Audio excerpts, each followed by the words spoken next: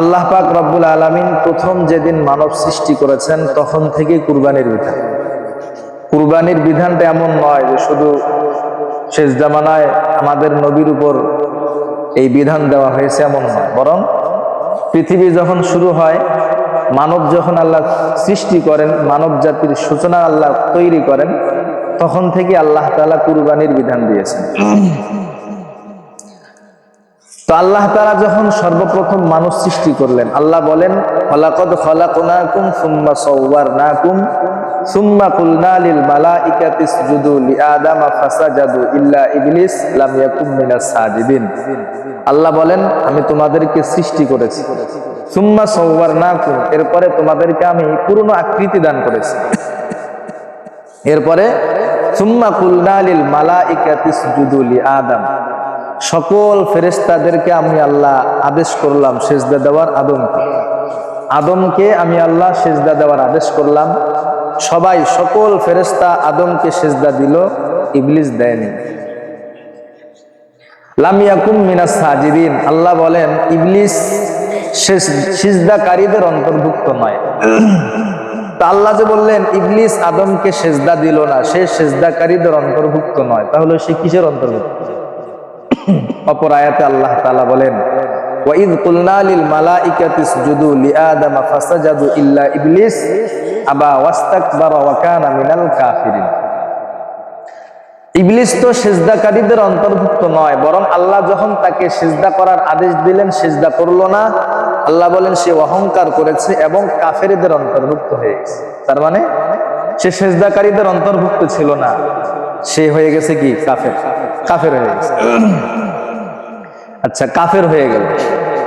কাফের হওয়ার পরে আল্লাহ তাআলা আল্লাহর দরবার থেকে তাকে বিতাড়িত করে দিলেন। কুলনাহবিতু ক্বালা ফাহবিত মিনহা ফামা ইয়াকুনু লাকা আন তাতাকাব্বারা ফিহা ফাখরুজ মিনহা ইন্নাকা মিনাস সাগিরিন। যখন সে কাফের হয়ে গেল, আল্লাহ তাআলা তার দরবার থেকে তাকে বিতাড়িত করে দিলেন। আল্লাহ বলেন ফাহবিত মিনহা, এখান থেকে তুমি সরে যাও, নেমে যাও। ফামা ইয়াকুনু লাকা আন তাতাকাব্বারা মিনহা, এখান থেকে তুমি অহংকার করবা। আমি আল্লাহ তোমাকে সিজদার আদেশ দিলাম, সিজদা করলা না, অহংকার করবা, আমি এটা দেখতে চাই না, তুমি এখান থেকে সরে যাও। ফাখরুজ মিনহা ইন্নাকা মিনাস সাগিরিন, নিকৃষ্ট হয়ে তুমি আমার দরবার থেকে চলে যাও। শয়তান যখন আল্লাহর দরবার থেকে বিতাড়িত হলেন, আল্লাহর দরবার থেকে নামার আগে আল্লাহকে বললেন আল্লাহ ক্বালা আনজিরনি ইলা ইয়াউমি বাসুন, আল্লাহ আপনি আমাকে কিয়ামতের দিন পর্যন্ত একটু অবকাশ দেন, আমার হায়াতটা বাড়ায় দেন। কিয়ামত যতদিন কিয়ামত সংগঠিত হবে না ততদিন পর্যন্ত আল্লাহ আপনি আমাকে অবকাশ দেন। আল্লাহ বলেন ঠিক আছে, ইন্নাকা মিনাল মুনজারিন, তোমাকে আমি অবকাশ দিলাম, তুমি কিয়ামত পর্যন্ত জীবিত থাকবা, হায়াত আমি তোমাকে দিয়ে দিলাম। কেন? ইন্নাকা মিনাল মুনজারিন ক্বালা ফাবিমা আগওয়াইতানি লাআকউদান্না লাহুম সিরাতাকাল মুস্তাকিম। কিয়ামত পর্যন্ত আল্লাহর কাছে অবকাশ কেন চাইলো শয়তান? শয়তান বলল আল্লাহ আপনার কাছে আমি কিয়ামত পর্যন্ত অবকাশ চাইলাম এই উদ্দেশ্যেই, লাআকউদান্না লাহুম সিরাতাকাল মুস্তাকিম, আমি আপনার সঠিক পথে ওত পেতে বসে থাকব এবং আপনার অসংখ্য অগণিত বান্দা বান্দীদেরকে ধোঁকায় ফেলে জাহান্নামে নিয়ে যাব। নাউজুবিল্লাহ। আমাকে আপনি বিতাড়িত করলেন, আপনি আমাকে জাহান্নামী ঘোষণা করলেন, তার মানে আমি একাই জাহান্নামে যাব না, আপনার অসংখ্য অগণিত বান্দাদেরকে সাথে নিয়ে আমি জাহান্নামে। এই প্রতিজ্ঞা আল্লাহর সামনে শয়তান করে ওখান থেকে নেমে পড়ল। কেমনে ধোঁকা দিবে? আল্লাহ বলেন সুম্মা লাআতিয়ান্নাহুম মিন বাইনি আইদিহিম ওয়া মিন খালফিহিম ওয়া আন আইমানিহিম ওয়া আন শামাইলিহিম ওয়া লা তাজিদু আকসারাহুম শাকিরিন। শয়তান আল্লাহর কাছে প্রতিশ্রুতি দিচ্ছে, আল্লাহ আপনার কাছ থেকে বিতাড়িত হইলাম, আপনার বান্দা বান্দীদেরকে সামনে থেকে পিছন থেকে ডান থেকে বাম থেকে চতুর্দিক থেকে আপনার বান্দাদেরকে আমি ধোঁকা দিব এবং ওয়ালা তাজিদু আকসারাহুম শাকিরিন, আর আপনার অসংখ্য বান্দা বান্দীদেরকে আপনার কৃতজ্ঞশীল পাবেন না, কারণ আমি আপনার বান্দা বান্দীদেরকে ধোঁকায় ফেলাম, এদেরকে জাহান্নামে নিয়ে যাব। শয়তান কিভাবে ধোঁকায় ফেলাইলো? প্রথমে শয়তান আদম এবং হাওয়া আলাইহিমা সালাতু ওয়াসসালামকে ধোঁকা দিলেন। এটা শয়তানের প্রথম ধোঁকা। প্রথম ধোঁকা দিল কাকে? পৃথিবীর শুরু মানুষ, যার মাধ্যমে আল্লাহ মানব জাতির সূচনা করলেন, আদম আলাইহিস সালামকে ধোঁকা দিলেন। ওয়া আদামু উসকুন আনতা ওয়া যাওজুকাল জান্নাতা ওয়া কুলা মিনহা রাগাদান হাইথু শি'তুমা ওয়া লা তাকরাবা হাদিহি শাজারাতা ফাতাকুনা মিনাজ জালিমিন। আল্লাহ আদমকে আদেশ করেছিলেন যে এই গাছের কাছে যাইবা না, ফল খাওয়া তো দূরের কথা, গাছের কাছে যাইবা না।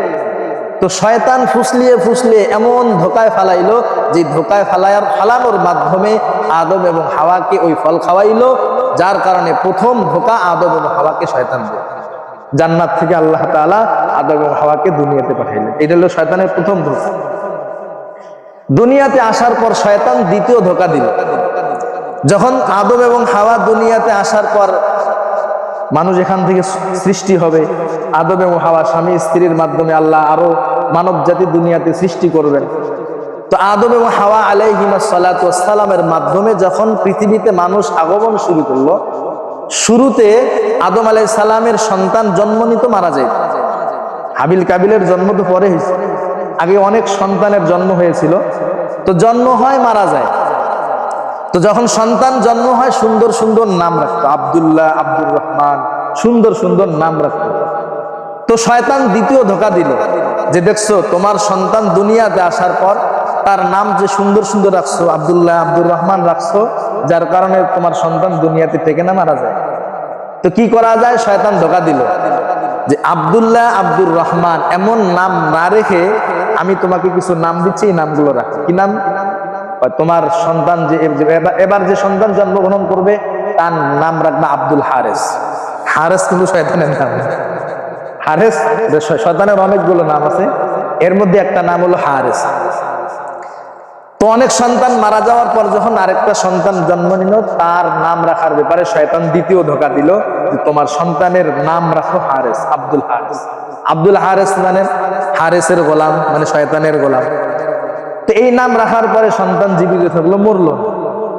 যাই হোক, এই শয়তান আদম এবং হাওয়া আলাইহিস সালামকে দ্বিতীয়বার ধোকা দিল সন্তানের নাম রাখার ব্যাপারে।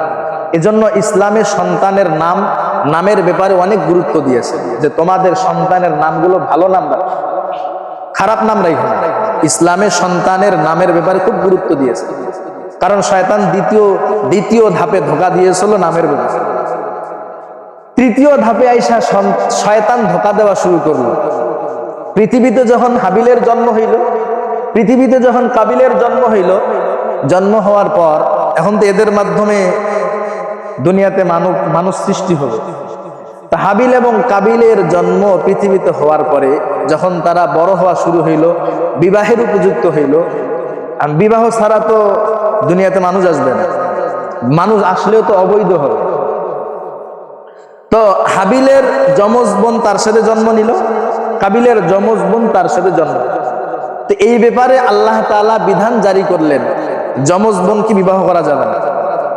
হাবিলের সাথে যে বোন জন্মগ্রহণ করেছে কাবিলের জন্য ওই বোনকে বিবাহ করা হারাম, আর কাবিলের সাথে যেই বোন জন্মগ্রহণ করেছে ওই বোনকে হাবিলের জন্য বিবাহ করা হারাম। আল্লাহ আদেশ জারি করেন।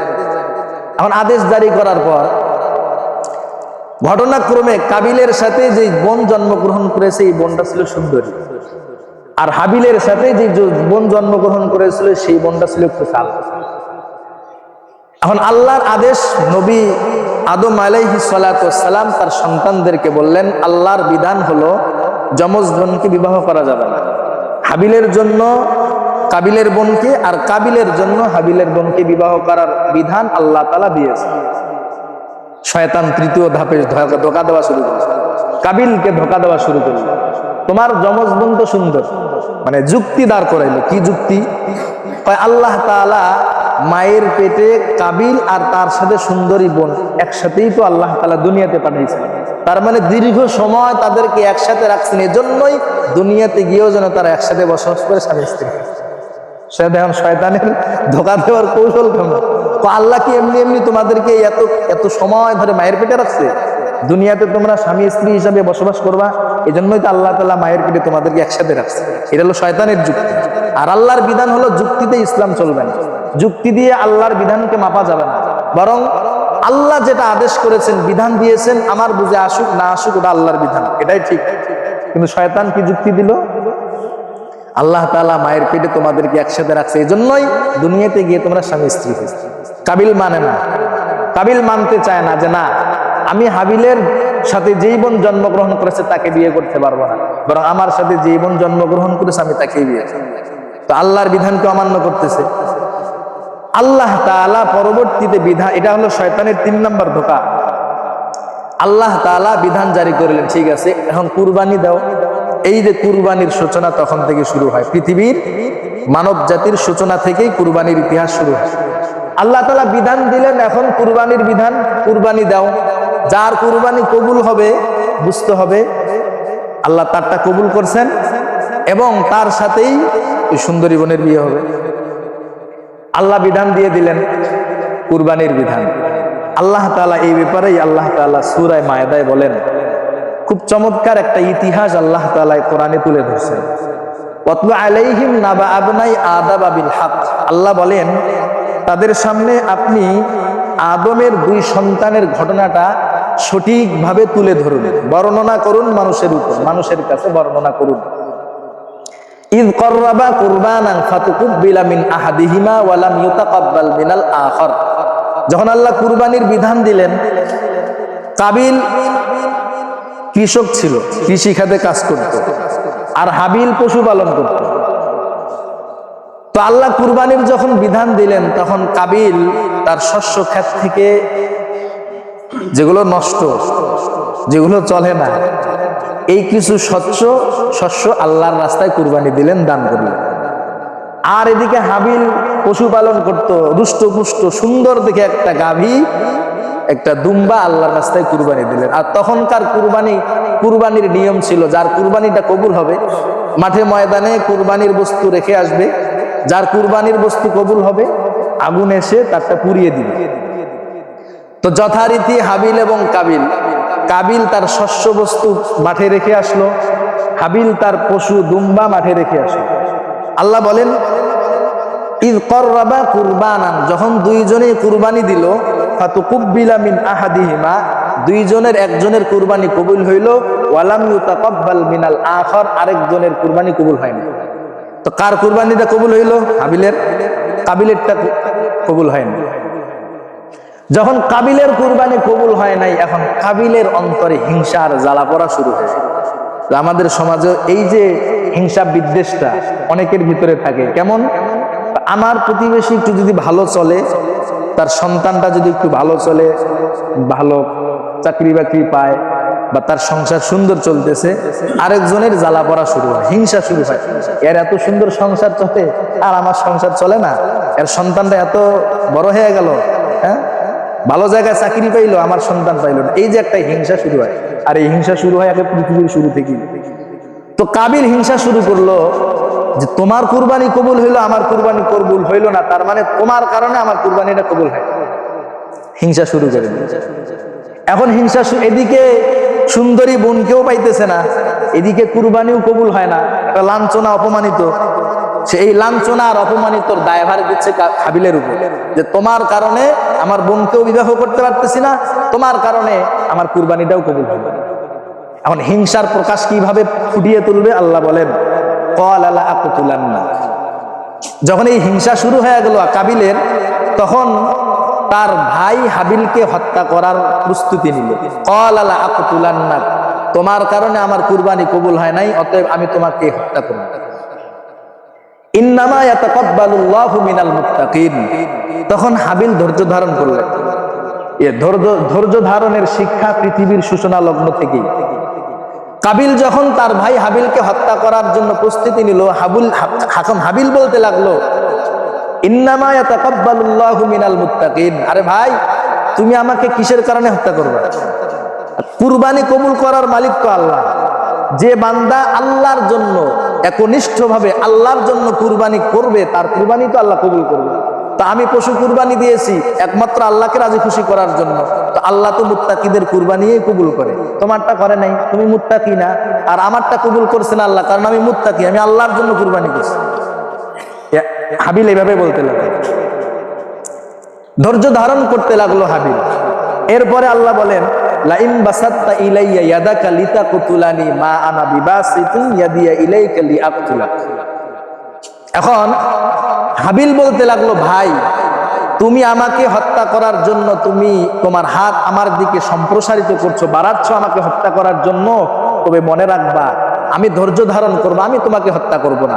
মা আনা বিবাসুতি ইয়াদিয়া ইলাইকা লিআকতুলাক, আমি আমার হাত তোমাকে হত্যা করার জন্য আমি আমার হাত বাড়াবো না।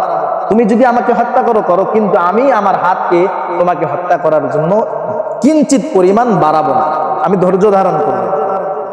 ইন্নী আখাফুল্লাহ রাব্বাল আলামিন, আমি আমার মালিক আল্লাহকে ভয় করি। তুমি আল্লাহকে ভয় করতে না পারো, কিন্তু আমি আমার মালিককে ভয় করি। এই যে মানুষের হত্যার সূচনা হয় একবারে শুরু থেকে। এজন্য নবীজি বলছেন, কেউ যদি কাউকে অন্যায়ভাবে হত্যা করে, এই যে অন্যায়ভাবে হত্যা করার যে গুনাহ, এই গুনার একটা অংশ কাবিলের আমলনামায় যায়। কারণ এই হত্যার কর্মকাণ্ড শুরু করেছে কাবিল। এজন্য যেই অন্যায়ভাবে হত্যা করুক না কেন, এর একটা অংশ সেই কাবিলের ঘাড়ে যায়। আর বর্তমান সময়ে তো আমরা দেখতেছি অন্যায়ভাবে মানুষের জীবনের কোনো মূল্য নেই, বিন্দু পরিমাণ মূল্য নেই। একটু স্বার্থে আঘাত লাগলে হয়তো গুলি করে মারবে, না হয় গুপ্ত করে মারবে, যেভাবে পাক ওক মারতেই হবে। মানুষের জীবনের মূল্য এখন পশুর চাইতেও বেশি নিকৃষ্ট হয়ে গেছে, মানে মূল্যহীন হয়ে গেছে। দেখেন না, কুকুররে হত্যা করলে ওর জেল জুলুম হয়, পত্র পত্রিকা দেখি। কুকুররে হত্যা করলে, বিড়ালকে হত্যা করলে অন্যায়ভাবে তার জেল জুলুম হয়। একজন মানুষকে অন্যায়ভাবে হত্যা করা হয়, দিবালোকে প্রকাশ্যে মানুষের সামনে গুলি করে হত্যা করা হয়, মাস কা মাস বছর কা বছর চলে যায়, ওর বিচার হয় না। তার মানে মানুষের জীবনের মূল্য এখন আমাদের কাছে নাই, পশুর চাইতেও অমূল্য হয়ে গেছে আমাদের কাছে মানুষের। এই যে বর্তমান সময়ে ভারত পশ্চিমবঙ্গে বিজেপির যে বিজয় হইল, এরা যে জিতলো, কি শুরু করলো তারা? প্রকাশ্যে মুসলমানদের মসজিদগুলোকে ভেঙে দিচ্ছে, প্রকাশ্যে মুসলমানদেরকে হত্যা করতেছে, এমনকি মুসলমানদের বাড়ি ঘরগুলোকে পুড়িয়ে একবারে ছাই করে দিচ্ছে। এগুলো মানুষ সত্য? আমাদেরকে মানবতা শিখানো হয়, আমাদেরকে মানবতা শিখানো হয় যে মানবতা, কিন্তু তাদের ভিতরে মানবতা কোথায় গেল? অথচ আল্লাহ বলেছেন, ওমান আযলামু মিম্মান মানাআ মাসাজিদাল্লাহ আইয়ুযকারা ফীহা ইসমুহু ওয়া সাআ ফী খারাবিহা। পৃথিবীর মধ্যে শ্রেষ্ঠ জালেম হইল তারা যারা আল্লাহর ঘরকে ধ্বংস করে। যারা আল্লাহর ঘরকে ধ্বংস করে এরা পৃথিবীতে শ্রেষ্ঠ জালেম। অথচ তারা প্রকাশ্যে মুসলমানদের মসজিদগুলো ভাঙতেছে, কোনো দোষ নেই। দোষ একটাই, এরা মুসলমান। আর এই যে আমাদের উপর এত জুলুম নির্যাতন হলো, কারণটা কি? এটা আমাদের কারণে, আমাদের দোষের কারণে। আমাদের ভিতরে আমাদের মুসলমানদের যে আদর্শ, এই আদর্শ নাই তো আমাদের ভিতরে। আমাদের আদর্শ আমাদের ভিতরে না থাকার কারণে আজকে পৃথিবীর মানচিত্রে সবচাইতে নিকৃষ্ট মুসলমানদের। দেখেন, আপনি যেই দেশেই দেখেন না কেন, এখন বর্তমান সময়ে সবচাইতে জুলুমের শিকার হলো মুসলমানদের। এই যে হত্যার সূচনা হয় কাবিল থেকে। ইন্নী আখাফুল্লাহ রাব্বাল আলামিন, আমি আল্লাহকে ভয় করি। আজকে মানুষ আল্লাহকে ভয় না করার কারণে প্রকাশ্যে মানুষের বুকে গুলি চালায় হত্যা করে। কেন? আল্লাহর ভয় নেই তার ভিতরে। আর আমরা যদি আমাদের মুসলমানদের আদর্শকে লালন করতে পারি, ইনশাআল্লাহ কোনো বাতিল, কোনো বিধর্মী মুসলমানদের উপর জুলুম করার বিন্দু পরিমাণ সাহস পাবে না। খলাফায়ে রাশিদিনের যুগ দেখেন, ওই সময় কি মুসলমানদের উপর কি জুলুম করার সাহস পাইছিল? কেউ পায়নি। কারণ পরিপূর্ণরূপে তারা ইসলামের ভিতরে প্রবেশ করেছিল, মুসলমানদের আদর্শ বুকে লালন করেছিল তারা। এজন্য মুসলমানদের উপর চোখ তুলে তাকানোর সাহস কারো হয় না। আর এখন প্রকাশ্যে মুসলমানদের বুকে গুলি চালায়, মুসলমানদের ঘর বাড়িকে আগুন দিয়ে পুড়িয়ে ছারখার করে দেয়, মুসলমানদের ইবাদতখানাগুলোকে একবারে ভেঙে চুরে গুরমার করে দেয়। এরপরেও মুসলমানরা চোখ তুলে তাকানোর সাহস পায় না। কারণ কি? আমাদের চোখ তুলে তাকানোর সাহস নাই তো। কারণ ওই সাহস আমরা মুসলমান জাতি হারিয়ে ফেলেছি। আজকে দেখেন কয়জন মুসলমান আছে মসজিদে 5 ওয়াক্ত নামাজ পড়ে? আমি যে নিজেকে মুসলমান দাবি করি, তুমি ফজরে মসজিদে আসো না, তুমি কেমনে মুসলমান দাবি করো নিজেকে? তুমি 5 বেলার নামাজ পড়ো না, কেমনে মুসলমান দাবি করো? আমাকে একটু বুঝান তো। মুসলমান মানে কি? মুসলমান মানে কি গরু খাওয়া, হাঁস খাওয়া, মুরগি খাওয়া? মুসলমান মানে কি? এটা মুসলমান মানেই হলো তো আল্লাহর কাছে আত্মসমর্পণ করা। তুমি আল্লাহর কাছে আত্মসমর্পণই করো না, নিজেকে কেমনে মুসলমান দাবি করো? এগুলোর কারণে, আমাদের আদর্শ আমাদের ভিতরে না থাকার কারণে আজকে আমরা লাঞ্ছিত আর অপমানিত। আল্লাহ বলেন ইন্নী আখাফুল্লাহ রাব্বাল আলামিন। কাবিল বলতে লাগলো, তুমি যদি আমাকে হত্যা করো আমি তোমার দিকে আমার হাত বাড়াবো না, তোমাকে হত্যা করার জন্য আমি আমার হাত বাড়াবো না, আমি আমার মালিক আল্লাহকে ভয় করি। ইন্নী উরিদু আন তাবুআ বিইসমি ওয়া ইসমিকা ফাতাকুনা মিন আসহাবিন নার। কাবিল যখন তাকে হাবিলকে হত্যা করলো, হত্যা করার পর এই হত্যার যে একটা গুনাহ, হাবিলকে হত্যা করলো, হত্যা করার গুনাহ এবং কাবিলের নিজের গুনাহ, হত্যা করার গুনাহ, সব গুনাহ কাবিলের ঘাড়ে চাপবে, হাবিলের ঘাড়ে একটা গুনাহ আসবে।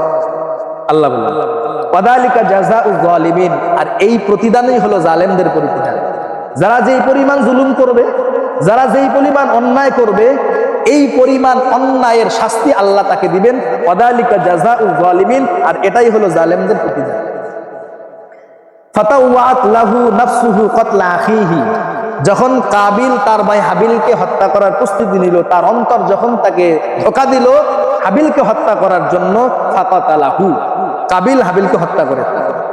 হত্যা করার পর ফাসবাহা মিনাল খাসিরিন। আল্লাহ বলেন কাবিল ক্ষতিগ্রস্তদের অন্তর্ভুক্ত হয়ে গেল। এখন হত্যা করার পর কাবিল হয়ে গেল বিপদে পড়ে। বিপদ কি? কারণ ওই সময় তো পৃথিবীর শুরুই তাদের মাধ্যমে, এর আগে তো কেউ মারা যায়নি। এখন একজন মানুষ মারা গেলে তাকে দাফন কিভাবে করতে হয় এটা তো তার জানা নেই। কাবিল বিপদে পড়ে গেল। 100 বছর পর্যন্ত হাবিলের লাশটাকে কাঁধে করে ঘুরছিল কাবিল। কত বছর? 100 বছর। ঘুরতে ঘুরতে ঘুরতে ঘুরতে কোনো কিছুই পায় না, সিদ্ধান্ত নিতে পারে না, কেমনে আমার ভাইকে হত্যা করলাম। আফসোস, এখন আফসোস শুরু করে, আমার নিজের মায়ের পেটের ভাইকে আমি হত্যা করলাম, এখন তারে দাফন করব কিভাবে, তার লাশটা কিভাবে সমাধি করব, এই চিন্তায় পেরেশানিতে ঘুরতে লাগলো 100 বছর। 100 বছর পর ঘোরার পরে আল্লাহ তাআলা সামান্য একটা প্রাণী কাকের মাধ্যমে কাবিলকে শিক্ষা দিল। ফাবাআসাল্লাহু গুরাবা। আল্লাহ তাআলা একটা কাক পাঠাইল। কাক পাঠানোর পর ইয়াবাসু ফিল আরদ, সে জমিনকে খনন করা শুরু করলো। লিউরিয়াহু, আল্লাহ তাআলা কাবিলকে দেখানোর জন্য, কি দেখানোর জন্য? কাইফা ইউয়ারি সাওআতা আখি, তোমার ভাইয়ের লাশটা কিভাবে গোপন করবা, তোমার ভাইয়ের লাশটাকে কিভাবে দাফন করবা। আল্লাহ এটা শিক্ষা দেওয়ার জন্য একটা কাককে আল্লাহ পাঠাইলেন।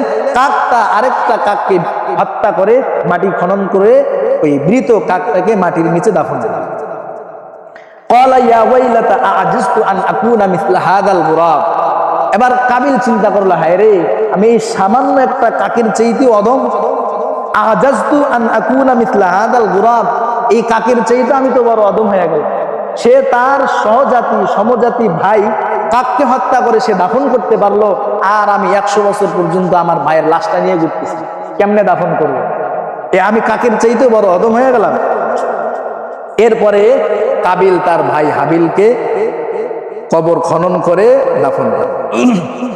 এই হলো পৃথিবীর সূচনা লগ্নে প্রথম হত্যাকাণ্ড শুরু হয়, এবং আল্লাহ পৃথিবীর সূচনা লগ্ন থেকেই কুরবানির বিধান দিলেন। এই হলো পৃথিবীর শুরুর কুরবানির বিধান। তো আগের কুরবানির বিধান ছিল যার কুরবানি কবুল হবে তারটা আল্লাহ কবুল করার আলামত হলো তার কুরবানির বস্তুটাকে আল্লাহ জ্বালিয়ে দিতেন। তো হাবিলের কুরবানি কবুল হয়েছিল, আল্লাহ তার কুরবানি দেওয়া বস্তু, যে বস্তু কুরবানি দিয়েছিল দুম্বা, ওই দুম্বাকে আল্লাহ আগুনে পুড়িয়ে দিয়েছিল। এই হলো কুরবানির সূচনা হয়।